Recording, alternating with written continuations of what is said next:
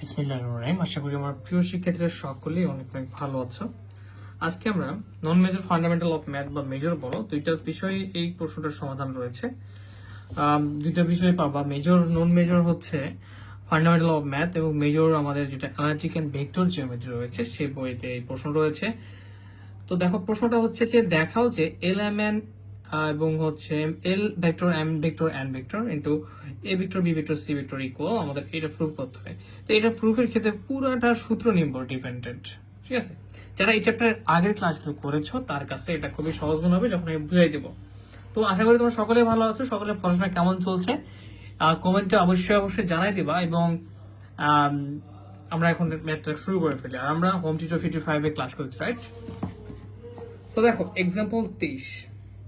তো এটা সলভ করতে গেলে প্রথমত আমাদের যদি বাম দিকের সাইডটা দেখি যে বলতেছে যে এটা ইকুয়াল, এটা প্রুভ করতে হবে। সেক্ষেত্রে এখানে L vector M vector N vector A vector B vector C vector, তো ভেক্টরের মানগুলো, ভেক্টরের যে মানগুলো আছে সেই ভেক্টরের মানগুলো আমরা নেওয়ার চেষ্টা করি। ভেক্টরের যে অবস্থান ভেক্টরগুলো রয়েছে ধরো যে এল ভেক্টরটাকে আমরা কিভাবে লিখতে পারবো? এল ভেক্টরটাকে লিখতে পারবো L1 I vector L2 J vector plus L3 K vector, ঠিক আছে? এই ভেক্টরগুলোকে আমরা তিনটা স্থানাঙ্কে ভাগ করে দিলাম। আমরা চাইলে এভাবে লিখতে পারি, এই যে I cap J cap K cap, এবার হচ্ছে X Y Z স্থানাঙ্কের ভেক্টর রূপ, যাকে আমরা এল ভেক্টরটাকে অবস্থান ভেক্টর রূপে এখানে লিখে ফেললাম, ঠিক আছে? এখন এ ভেক্টর আমরা চাইলে আগে এল এমএনটা লিখে ফেলি। এম ভেক্টরটাকে আমরা লিখতে পারবো কিভাবে? M1 I vector M2 J vector plus M3 K vector, okay? আবার সেম ভাবে আমরা n ভেক্টর যেটা রয়েছে, আমরা n ভেক্টরটাকে আবার আমরা সেম ভাবে লিখতে পারি। তো এখানে n ভেক্টর এখানে n1 I vector plus n2 J vector plus n3 K vector, okay fine. তো তোমরা দেখো এই তিনটা কি বুঝতে পেরেছো? আই হোপ বুঝতে পেরেছো। এই এল ভেক্টর মানে বোঝাচ্ছে যে এই ভেক্টরটা শুধু এল ভেক্টরের উপরে ডিপেন্ডেন্ট, কিন্তু এখানে তিনটা স্থানাঙ্কের উপর ডিপেন্ডেন্ট আই জে কে। তো এখানে এটাকে ভাঙলে আমরা L1 L2 L3 লিখতে পারি।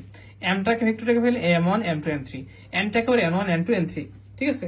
সেম ভাবে আমাদের যে বাকি ভেক্টর গুলো রয়েছে যেমন A1 বা এ ভেক্টরটা, সেটাকে লিখতে পারবো কিভাবে ভেঙে? A1 I vector A2 J vector plus A3 K vector. আবার সেম ভাবে আমাদের যে বি ভেক্টর রয়েছে সেটাকে কিভাবে লিখতে পারবো? B1 I vector B2 J vector plus B3 K vector, right? Okay fine. তো এই তো এবার আমরা কি আছে, সি ভেক্টর রয়েছে। সি ভেক্টরটাকে লিখতে পারবো C1 I vector plus C2 J vector plus C3 K vector, okay? এই যে তোমরা যদি দেখার চেষ্টা করো এখানে, তাহলে আমরা কি করলাম? জাস্ট বাম পাশের দিকে যে এলিমেন্ট ছিল এদের আমরা সব ভেক্টর গুলো লিখে ফেললাম, ঠিক আছে? এখন আমরা কি করব দেখো, এখন আমরা প্রত্যেকটা ভেক্টর, এই তিনটা ভেক্টরের এলিমেন্টের ক্ষেত্রে তাকাও একটু, জাস্ট আমি বোঝানোর জন্য করে দিচ্ছি।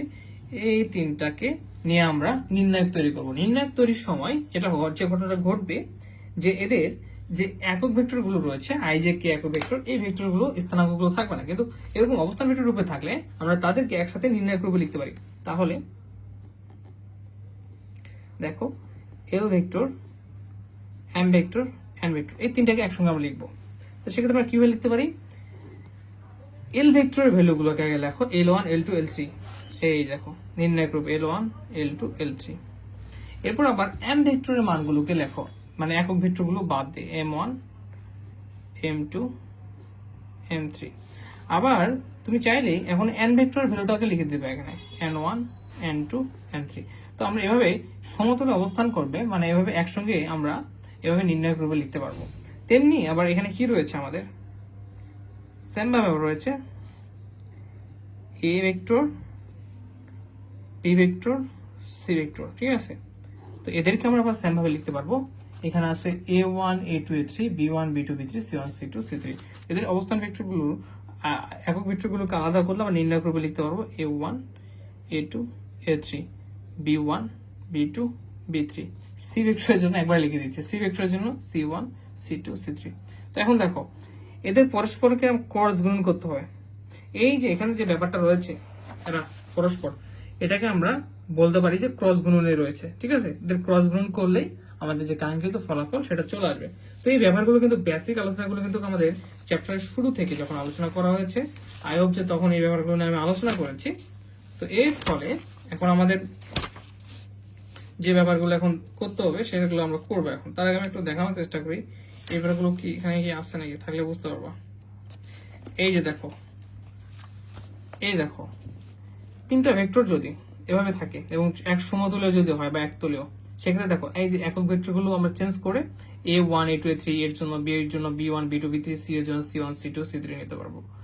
আবার এখানে যদি আমরা একটু দেখি আর কোন সূত্র, এখানে এই একটা সূত্র আমরা এতক্ষণ পর্যন্ত অ্যাপ্লাই করলাম। হ্যাঁ, আর দেখো এই ভেক্টর গুলোকে আমরা এভাবে লিখতে পারি, এই যে A1 A2 A3 এবং অবস্থান ভেক্টর গুলো দিতে পারি, সেটা M থাকুক K থাকুক, K ভেক্টর থাকলে K1 K2 K3, ঠিক আছে। ব্যাপারগুলো তোমাদের মাথায় রাখবো, তাহলেই হবে। অনেক সময় এগুলো এলিমেন্ট এর জায়গায় অন্য কিছু দিতে পারে, অন্য কিছু দিতে পারে, এক্স ওয়াই জেডও দিতে পারে, ঠিক আছে। তো নিয়মটা আমি মনে রাখবো। এরপর আমরা কি করব, এই দুটো ভেক্টর রয়েছে, দুটো ভেক্টর পরস্পর আমরা ক্রস গুণ করে ফেলবো, তাহলে আমাদের কাঙ্ক্ষিত অ্যান্সার আমরা পেয়ে যাবো ইনশাআল্লাহ। Okay fine.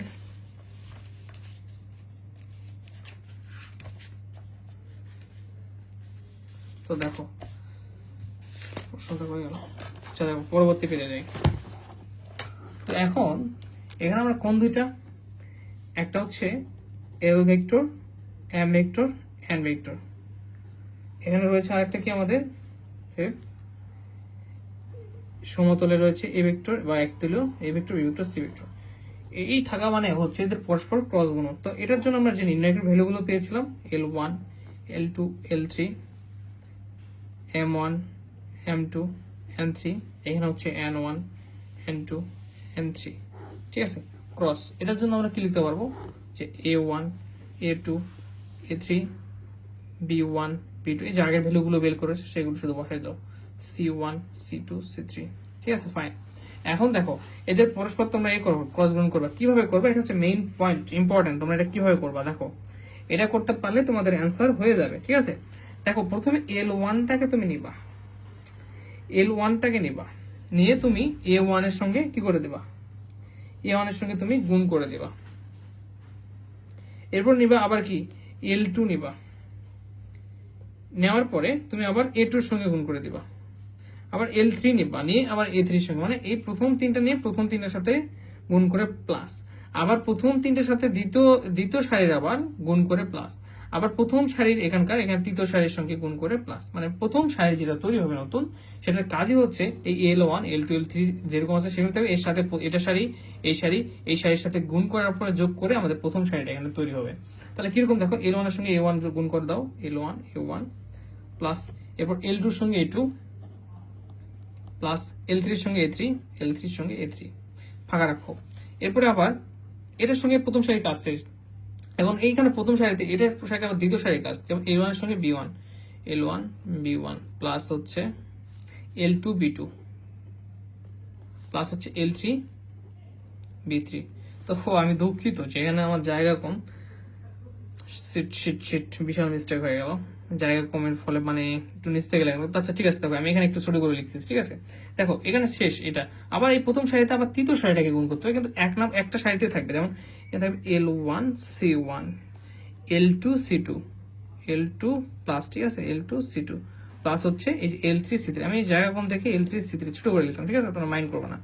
তাহলে কি হলো, প্রথম লাইন সারিতে এই বাকি দ্বিতীয় যে আমাদের ইন্ডেক্স ছিল তার প্রত্যেকটা সারির আমরা গুণ করে এখানে প্রথম সারি তৈরি করলাম। এখন দ্বিতীয়টার ক্ষেত্রেও সেম, দ্বিতীয়টা নেবো, দ্বিতীয়টা নেব প্রথমটাকে আগে, তারপর দ্বিতীয়টাকে, তারপর তৃতীয়টাকে গুণ করে আমরা যোগ করে সারি তৈরি করব। তাহলে M1 এর সঙ্গে A1 M1 A1 plus, M2 এর সঙ্গে A2 M2 এর সঙ্গে A2 প্লাস, M3 এর সঙ্গে A3 M3 এর সঙ্গে A3। আচ্ছা একটু ফাঁকা রাখবা, রেখে আবার কি এর সঙ্গে দ্বিতীয় সারি M1 B1 M1 B1 plus M2 B2 plus M3 B3। এখন আবার 3 নম্বর সারির সঙ্গে গুণ করতে হবে। 3 নম্বর সারি M1 C1 plus M2 C2 plus M3 C3। দেখো এখন কিন্তু তোমার কাছে ব্যাপারগুলো ইজি হয়ে গেছে, রাইট? পরেরটা তুমি নিজে করতে পারবা। এখন কি করতে হবে, এই সারির সঙ্গে আবার বাকি তিনটা সারির গুণ করে এভাবে সারি তৈরি করতে হবে। তাহলে N1 এর সঙ্গে A1, দেখো প্রত্যেকটা পদের সাথে প্রত্যেকটা পদ দ্বিতীয় পদ, এটা দ্বিতীয় পদের সাথে দ্বিতীয় পদ, n2 এর সঙ্গে a2 প্লাস n3 এর সঙ্গে a3, ঠিক আছে। এরপর আবার কি, এটা যেমন আছে তেমনই থাকবে, চেঞ্জ হবে না, কিন্তু এখানকার সারিগুলো চেঞ্জ হতে থাকবে। এখন প্রথম সারির কাজ শেষ করলাম, এখন এটার সঙ্গে দ্বিতীয় সারির কাজ, n1 এর সঙ্গে b1, প্রথম পদের সাথে প্রথম পদ, দ্বিতীয় পদের সাথে দ্বিতীয় পদ, তৃতীয় পদের সাথে তৃতীয় পদ গুণ করে যোগ n1 b1 প্লাস আমি একবার লিখতেছি n2 b2 plus n2 b3। দেখো দ্বিতীয় সারির কাজ শেষ, তৃতীয় সারির কাজ করবে এটার সঙ্গে, তাহলে n1 c1 plus n2 c2 plus n3 c3। এই যে আমাদের শেষ হয়ে গেল গুণ করা, খুব ইজি তাই না? এই গুণটা তোমরা আশা করি বুঝতে পেরেছো, এটা না অ্যানালাইসিস না করি। এখন দেখো এটা একটা মারাত্মক জায়গায় চলে আসছি, এই প্রত্যেকটা একটা আমাদের সূত্র তৈরি হয়ে গেছে, প্রত্যেকটা একটা সূত্র তৈরি হয়েছে, প্রত্যেকটা একটা সূত্র তৈরি হয়ে গেছে, রুলস সূত্র তৈরি হয়ে গেছে, যে L1 A1 L2 A2 L3 A3 এরকম যদি টাইপের থাকে তাদেরকে আমরা একসঙ্গে লিখতে পারি L dot A vector, L dot vector A vector. এটা মানে হচ্ছে এইটা, এখানে L1 B1 রাইট, তাহলে LB LB LB, তাহলে এটাকে লিখতে পারবো কি আমরা L vector dot B vector. এরপরটা কি LC LC LC, মানে L1 C1 LC মানে LC LC ভেক্টর, তার মানে কি L vector dot C vector লিখতে পারবো, ডাইরেক্ট সূত্র। এখানে তোমরা কি লিখতে পারো দেখো তো, M1 A1 M2 A2 M3 A3, তাহলে MA MA MA, তার মানে লিখতে পারো কি, কিভাবে লিখতে পারো বলো তো, M vector dot A vector. এটা কি লিখতে পারো MB MB MB, তার মানে লিখতে পারো কি M vector dot B vector. এখানে দেখো MC MC MC, তাহলে এখানে কি লিখতে পারবা M vector dot C vector. Fine, খুব সুন্দর। ওহো এখানে লিখি নাই n1 a1 n1 a1 n2 মানে na na na, মানে কি এটা n ভেক্টর n আর a ভেক্টর নিয়ে কাজ, তাহলে n vector dot a vector. Fine, এখানে nb nb nb, তার মানে এখানে n vector dot b vector, এখানে nc nc, তাহলে n vector dot c vector, ঠিক আছে। ফাইন, এই যে তৈরি হয়ে গেল nc nc মানে কি n ভেক্টর c ভেক্টর। তো আই হোপ যে তোমরা বুঝতে পেরেছো, এটা আমাদের কিন্তু শুড হয়ে গেছে, ঠিক আছে। শুড আমাদের যে ছিল এটা ইকুয়াল, এটা প্রুভ করতে হবে, খুব সুন্দরভাবে প্রুভ করেছি। তো তোমরা কমেন্ট করবে ক্লাসটা বুঝতে পারছো কিনা, কারণ ক্লাসটা করার থেকে বোঝাটা বেশি জরুরি। আই হোপ তোমরা 2-1 বার যদি দেখো তাহলে পারবা। ওকে, নেক্সট ক্লাসে আমরা আরো কিছু এক্সাম্পল সলভ করবো। সে পর্যন্ত সকলে ভালো থাকুন, সুস্থ থাকুন, ধন্যবাদ, আসসালামু আলাইকুম।